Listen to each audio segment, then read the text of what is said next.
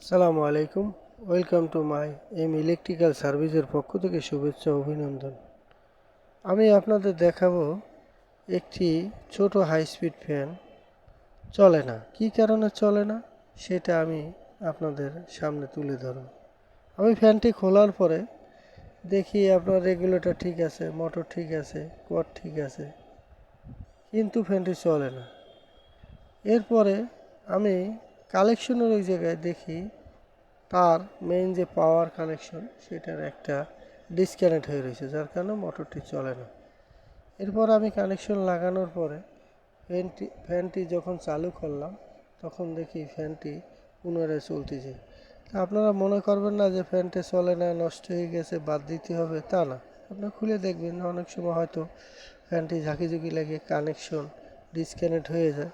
এটা আপনার ঘরে বসেও আপনারা নিজেরা ট্রাই করতে পারেন। আর ভিডিওটি শেষ পর্যন্ত দেখতে থাকুন, না টেনে। সাবস্ক্রাইব, লাইক, কমেন্ট, শেয়ার করুন।